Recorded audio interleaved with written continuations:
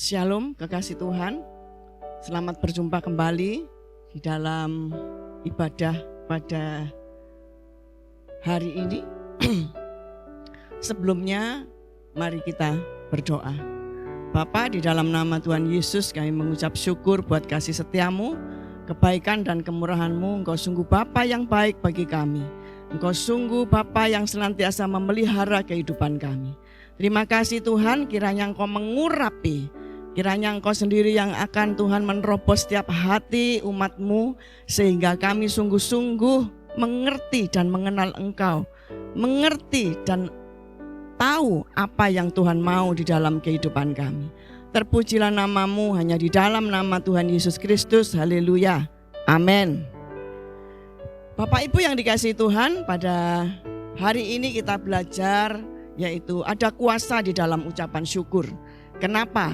Tuhan menginginkan supaya kita mengucap syukur. Sebab mengucap syukur itu mudah untuk dikatakan tapi susah untuk dijalankan ya. Untuk dilakukan itu susah. Padahal Tuhan mau kita agar untuk senantiasa apa yang terjadi di dalam kehidupan kita mesti mengucap syukur. Tujuannya itu apa? Supaya di dalam ucapan syukur itu kita mau dibentuk oleh Tuhan seturut dengan kehendaknya Tuhan, seturut dan mengikuti jalannya Tuhan dan menghormati cara-caranya Tuhan. Itulah saudaraku yang Tuhan mau di dalam kehidupan kita. Mari kita baca bersama-sama di dalam 1 Tesalonika 5 ayat 18.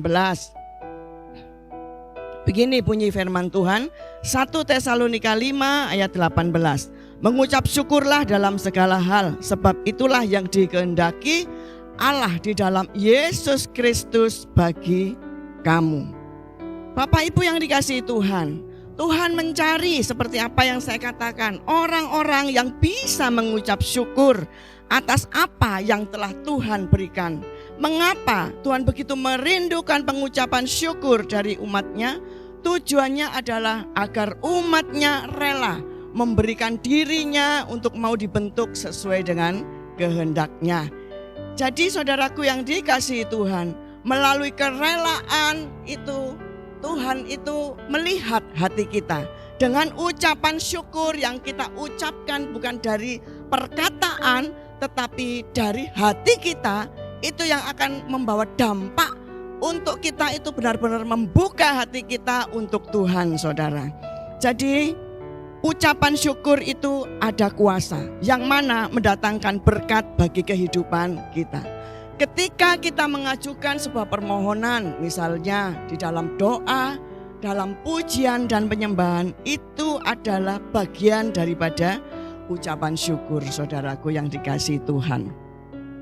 Di dalam budaya barat ada istilah Thanksgiving yang itu dilakukan dengan kata ucapan terima kasih. Jadi dalam ucapan syukur yang saya sampaikan pada malam hari ini, yaitu pertama, pengucapan syukur mempunyai dampak di dalam kehidupan kita, memberi rasa cukup.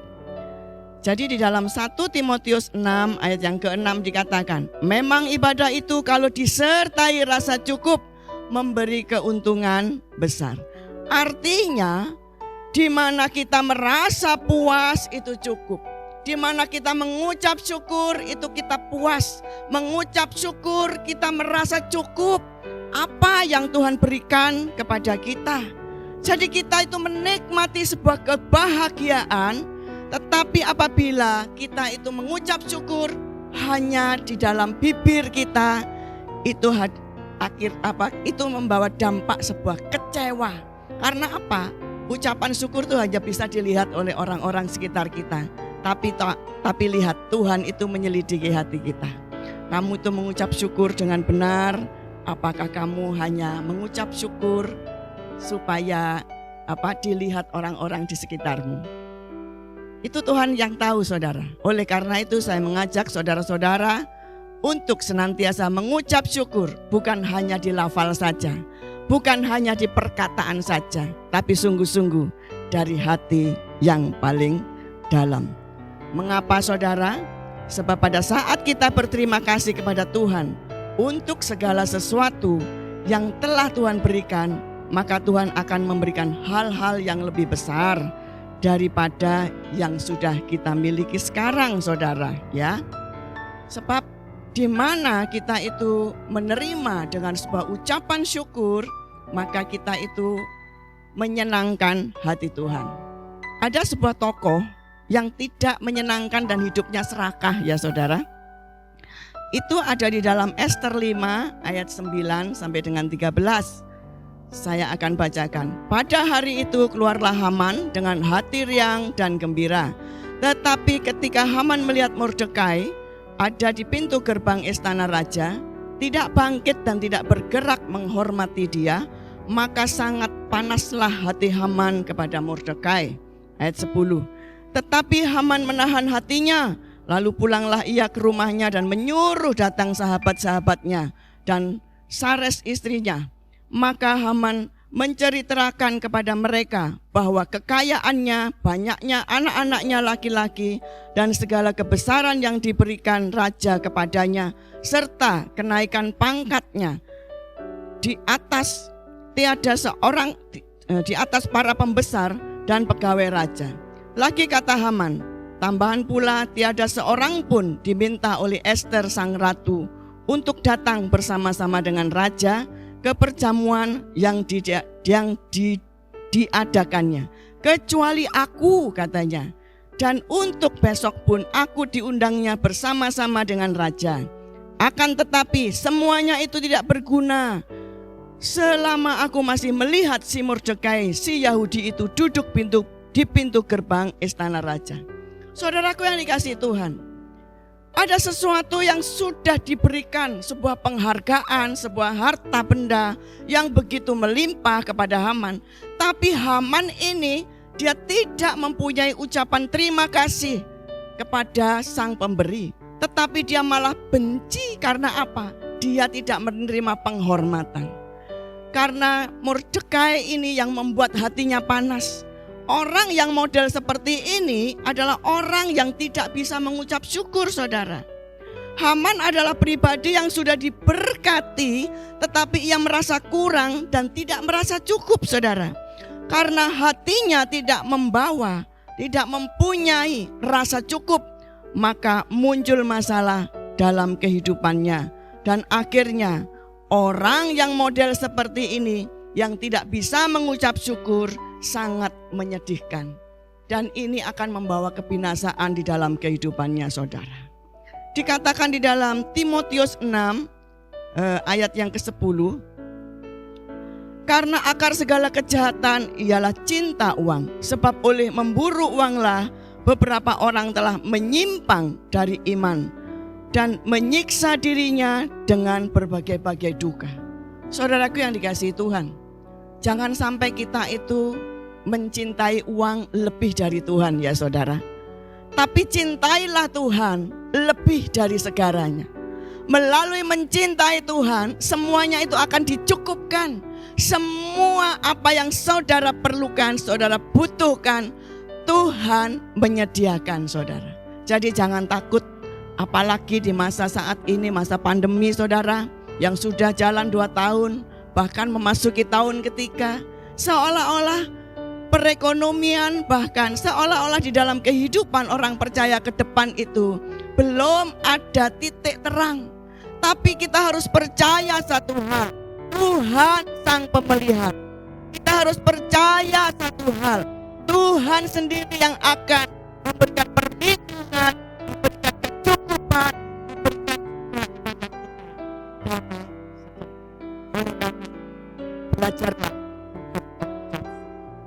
melalui ucapan syukur yang saudara hati yang paling dalam akan membuahkan hasil di mana menyenangkan hati Tuhan dan juga membuat kita mempunyai rasa cukup, saudara. Yang kedua, pengucapan syukur akan membuka pintu mujizat dari Tuhan kepada kita, saudara, ya. Di dalam Mazmur 100 ayat 4 dan 5 begini bunyi firman Tuhan, Masuklah melalui pintu gerbangnya dengan nyanyian syukur, ke dalam pelatarannya dengan puji-pujian. Bersyukurlah kepadanya dan pujilah namanya, sebab Tuhan itu baik, kasih setianya untuk selama-lamanya, dan kesetiaannya tetap turun-temurun. Bahkan di dalam Mazmur 118 ayat 19 dan 20 juga berkata, bukankah aku pintu gerbang kebenaran? Aku hendak masuk ke dalamnya, hendak mengucap syukur kepada Tuhan. Inilah pintu gerbang Tuhan, orang-orang benar akan masuk ke dalamnya. Saudaraku yang dikasihi Tuhan, jadi ucapan syukur itu adalah membuka pintu gerbang surga, di mana kita mengucap syukur, segala sesuatu itu pasti akan Tuhan juga terlibat di dalamnya. Karena apa? Di mana kita mengucap syukur itu, tadi yang saya katakan, memberi rasa cukup, itu membuat kita akan semakin dekat dengan Sang Pemberi, yaitu siapa? Tuhan sendiri. Di mana mengucap syukur adalah sebuah pintu gerbang. Kalau di mana itu ada pintu gerbang, di mana kita mengucap syukur, kita masuk dengan penuh pujian dan penuh nyanyian, itu akan menyukakan hati Tuhan, saudara. Ya saudara, itulah rahasianya. Sehingga kalau pintu gerbang mau terbuka, ya, seperti Daud katakan, seorang pribadi yang hidupnya dikenan oleh Tuhan itu karena apa? Dia mensyukuri setiap apa yang dia terima. Bahkan kalau kita baca di dalam Mazmur 121, saudara ya, dia mengatakan begini, aku melayangkan mataku ke gunung-gunung. Dari manakah datang pertolonganku? Pertolonganku hanya daripada Tuhan. Jadi di sini orang yang mengucap syukur, padahal posisi Daud waktu itu dia tidak enak, dia tidak nyaman, saudara. Karena apa? Dia lagi dikejar-kejar oleh siapa? Saul. Tapi di sini Daud meskipun dikejar-kejar, dia tidak membalas dengan sebuah peperangan, dia menghindar. Karena dia mengatakan jangan sekali-kali kita itu mencederai orang yang telah diurapi oleh Tuhan. Pada awalnya Saul ini kan diurapi oleh Tuhan sebagai raja orang Israel. Jadi Daud di sini tidak mau, meskipun dia itu dikejar-kejar, dia itu mau dibunuh, dia tidak membalas. Bahkan dia menghindar, dia sembunyi di sebuah gua. Kemudian dia menerawang, ya istilahnya melihat keluar. Pada waktu itu dia mengatakan, dari manakah datang pertolonganku?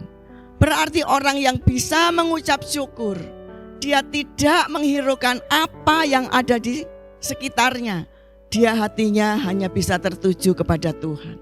Melalui sebuah ucapan syukur, membuka pintu gerbang untuk kita senantiasa dekat dengan Tuhan, saudara.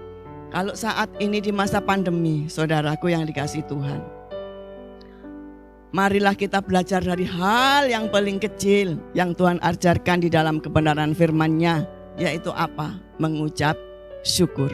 Di masa pandemi kita menikmati dengan ucapan syukur apa yang Tuhan beri. Meskipun itu kelihatannya gak enak, tapi kalau kita menerima dengan hati terbuka, maka Tuhan sendiri yang akan tambah-tambahkan, saudara. Ya, saya berikan kesaksian sedikit di dalam ucapan syukur, saudara ya.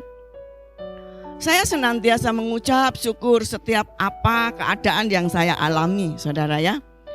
Entah itu saya terima pesanan kue, kadang ada pesanan, kadang enggak, saudara. Nah kita ini dari pesanan itu kita bisa menyambung kehidupan, saudara. Kenapa, saudara? Karena sebagai hamba-hamba Tuhan tidak seperti dulu ya, jadwal sudah tersedia.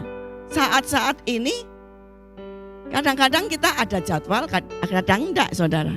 Bukan berarti kita mengharapkan jadwal itu semua karena Tuhan. Tapi di sini saya pun sebagai orang yang punya sedikit katakan kepandaian gitu ya, keahlian membuat kue. Saya buat kue, kadang ada yang pesan, kadang enggak, saudara. Saya cuma ngomong sama Tuhan gini, Tuhan terima kasih. Segala sesuatu yang Tuhan izinkan itu berarti menjadi milik saya, menjadi hak saya. Saya menikmati dengan penuh sukacita.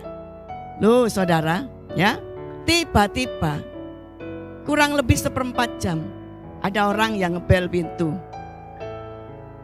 Dia ngebel di pagar itu, terus kita keluar. Loh, ada orang kirim macam-macam, ada telur saudara, ada buah, ada beras, ada minyak dan lain sebagainya.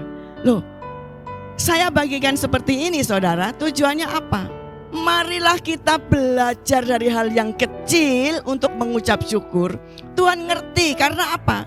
Saya katakan mengucap syukur itu memberi rasa cukup. Di mana kita itu merasa cukup, Tuhan sendiri akan tambahkan berkat itu.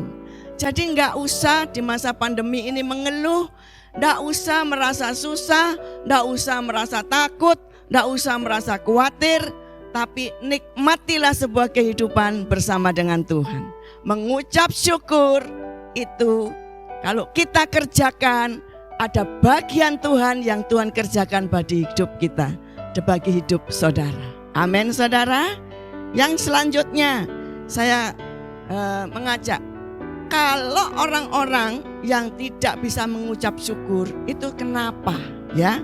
Di Yesaya 59 ayat 1 dan 2 dikatakan, sesungguhnya tangan Tuhan tidak kurang panjang untuk menyelamatkan, dan pendengarannya tidak kurang tajam untuk mendengar. Tetapi yang merupakan pemisah antara kamu dan Allahmu ialah segala kejahatanmu, dan yang membuat dia menyembunyikan diri terhadap kamu, sehingga ia tidak mendengarkan ialah dosa-dosamu. Saudaraku yang dikasihi Tuhan, jadi tangan Tuhan tidak kurang panjang, pendengarannya tidak kurang tajam. Kenapa kalau saudara-saudara berdoa belum ada jawaban? Karena kartunya salah saudara. Kalau misalnya ada berkat saudara sukacita, nggak ada berkat saudara sungut-sungut. Lah kartu sungut-sungut yang sering dipakai itu yang mendukakan hati Tuhan. Saya mengajak saudara ya, buang itu semua. Karena apa? Tuhan sanggup membuat sebuah keajaiban demi keajaiban bagi setiap orang percaya. Jangan takut. Kalau Tuhan berjanji, Dia menyediakan, pasti Tuhan itu berikan kepada kita. Seperti saudara ya, kalau kita melihat di dalam Mazmur 23 ayat yang kelima, Tuhan menyediakan hidangan bagiku di hadapan lawanku. Ya, Tuhan menyediakan hidangan bagiku. Hidangan itu adalah party saudara. Ya, hidangan itu adalah makanan pesta. Kalau Tuhan menyediakan hidangan kepada kita sebagai orang percaya di hadapan lawan kita, berarti Tuhan itu mengharapkan kita untuk duduk diam, menikmati apa yang Tuhan sudah berikan kepada kita. Jadi jangan sampai kita itu berpikir yang lain-lain yang sehingga mendukakan hati Tuhan. Tapi kalau kita benar-benar ya saudara, menikmati hidangan itu tadi dengan penuh sukacita dan duduk diam, mengambil keputusan duduk diam, Tuhan sendiri yang menyelesaikan perkara-perkara kita. Karena tadi dikatakan Tuhan menyediakan hidangan bagiku di hadapan lawanku. Berarti kita makan, siapa yang berperang, siapa yang melawan musuh-musuh kita, permasalahan-permasalahan kita, Tuhan sendiri yang menolong saudara. Tuhan sendiri yang bekerja. Dikatakan di dalam Keluaran 14 ayat 14 bahwa Tuhan sendiri yang berperang ganti kita. Tuhan sendiri yang berdiri di depan. Oleh karena itu, mari saudaraku yang dikasihi Tuhan, ayo kita belajar sungguh-sungguh mengerti dan mengenal Tuhan. Hidupi firman Tuhan. Hormati cara-caranya Tuhan. Hormati jalan-jalannya Tuhan. Itu yang Tuhan mau. Karena apa? Di mana kita itu menghormati jalannya Tuhan, menghormati caranya Tuhan, itu yang akan membentuk karakter iman kita untuk semakin bertumbuh, untuk semakin kita dewasa dan kita itu dapat sungguh-sungguh berjalan bersama-sama dengan Tuhan. Saudaraku yang dikasihi Tuhan, melalui hal yang sudah saya sampaikan tadi, mari kita mulai introspeksi diri. Mari kita melihat apakah hatiku sudah punya ucapan syukur atau belum. Kalau misalnya di antara saudara pada saat ini saudara mengalami belum sungguh-sungguh mengucap syukur, mari datang kepada Tuhan dengan sungguh-sungguh. Minta ampun kepada Tuhan dengan sungguh-sungguh. Dan minta supaya hatinya dibereskan. Sehingga apa? Hati yang terbuka, hati yang mau dilawat oleh Tuhan akan mendatangkan pertumbuhan kerohanian yang luar biasa, saudara, ya. Dan yang selanjutnya, yang terakhir, saudara, ya. Di dalam ucapan syukur itu juga memberikan dampak, yaitu ada sebuah kuasa yang akan kita terima. Kuasa apa? Yaitu kuasa pelipat gandaan, saudara, ya. Di dalam Yohanes 6 ayat yang ke-11 dikatakan begini. Lalu Yesus mengambil roti itu dan mengucap syukur dan membagi-bagikannya kepada mereka yang duduk di situ. Demikian juga dibuatnya dengan ikan-ikan itu sebanyak yang mereka kehendaki. Dalam pengucapan syukur dengan iman, sebetulnya kita sedang menghadirkan kerajaan Allah di bumi, saudara. Yaitu kuasa supranatural. Tuhan Yesus mengajarkan kepada kita, Tuhan mengambil roti, memecah-mecahkannya, dan kemudian itu sebelumnya kan dibawa kepada Bapa di surga, dipecah-pecahkannya sambil dia itu berdoa, saudara. Berdoa, mengucap syukur bagaimana Tuhan itu, Bapa di surga itu menyediakan berkat yang berlimpah-limpah. Karena apa? Sedikit makanan bisa memberi 5.000 orang. Bahkan lebih, saudara, ya, bahkan lebih. Begitu juga dengan kita. Kalau kita bisa mengucap syukur, hal-hal yang supranatural itu akan terjadi di dalam kehidupan kita, saudara. Kalau kita mengucap syukur, kita memberikan semuanya itu kepada Tuhan. Tuhan akan ajarkan sesuatu yang baik di dalam kehidupan kita. Ya, saudara, ya. Di mana kita mengucap syukur, tadi saya katakan menghadirkan kerajaan Allah di surga terjadi di bumi, saudara, ya. Kurang lebih 10 tahun yang lalu, saudara, ya. Waktu itu kami mengalami ekonomi yang kurang bagus. Terus kemudian saya ini belajar sungguh-sungguh untuk membawa keluarga mengucap syukur, saudara, ya, mengucap syukur. Terus kemudian saya bersama dengan suami bergandengan tangan, berdoa, meminta kepada Tuhan supaya apa? Tuhan berikan apa yang kita perlukan. Pada waktu itu kita nggak ada makanan, saudara, ya, karena ekonomi yang kurang bagus. Pekerjaan suami yang belum menentu, kita harus bayar sekolah anak kita. Terus kita itu berhadapkan dari sini, kita belajar, ya, kita belajar mengucap syukur dengan sebuah perkataan iman, saudara. Terus setelah saya selesai berdoa bersama dengan suami, saya melihat ternyata beras kami ini tinggal sedikit, gitu ya. Terus kemudian saya melihat apa-apa sudah habis persediaan, saudara. Dari sini saya berdoa, saya mengucap syukur begini. Terima kasih Tuhan, beras ini tidak akan habis.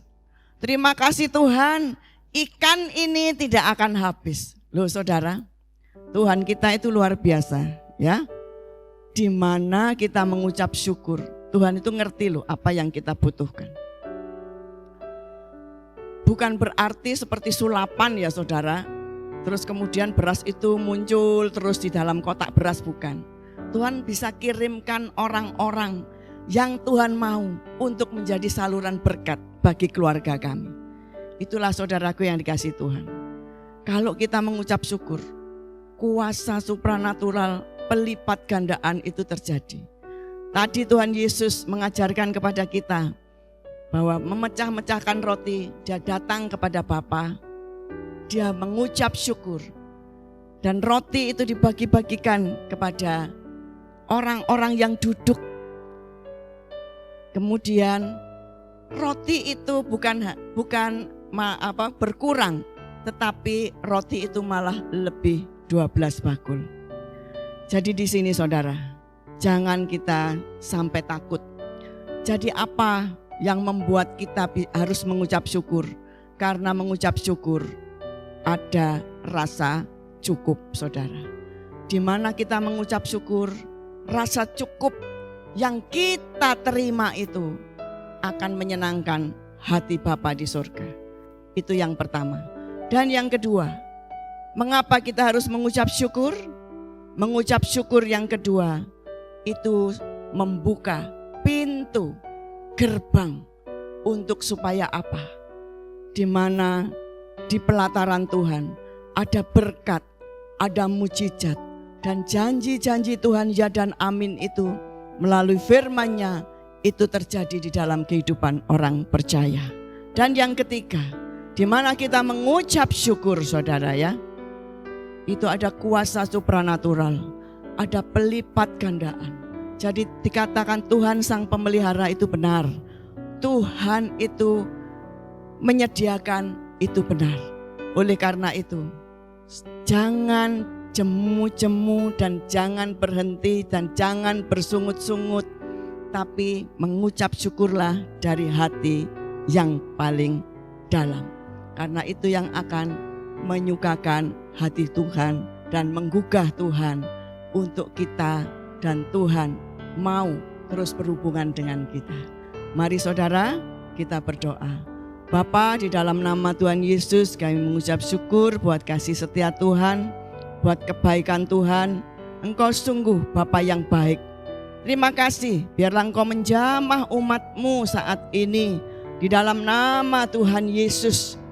Di dalam nama Tuhan Yesus, di mana hatinya belum ada mengucap syukur, Kau jamah supaya hati itu terbuka dan datang kepadamu dengan sungguh-sungguh dan menantikan janji-janji-Mu melalui kebenaran firman-Mu. Karena firman-Mu itu adalah ya dan amin. Firman-Mu itu adalah janji-janji yang memberikan kehidupan. Sebab Engkau di dalam Yeremia 29 ayat yang ke-11 tidak pernah merancang kejahatan. Engkau senantiasa merancang yang baik, merancang sebuah kesembuhan, merancang sebuah kebaikan untuk mendatangkan hari depan yang penuh harapan. Kami percaya Tuhan, kami percaya biarlah kasih setia-Mu senantiasa melingkupi umat-Mu. Di dalam nama Tuhan Yesus, di dalam nama Tuhan Yesus. Begitu juga Tuhan, kasih-Mu juga melingkupi GAP Jemaat Dat di dalam nama Tuhan Yesus.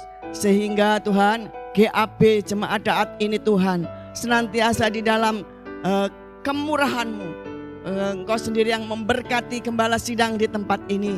Begitu juga keluarganya. Engkau memberkati Tuhan dengan kasih, anugerah, kemurahan yang daripada Tuhan. Tuhan memberkati pekerjaan dan usaha.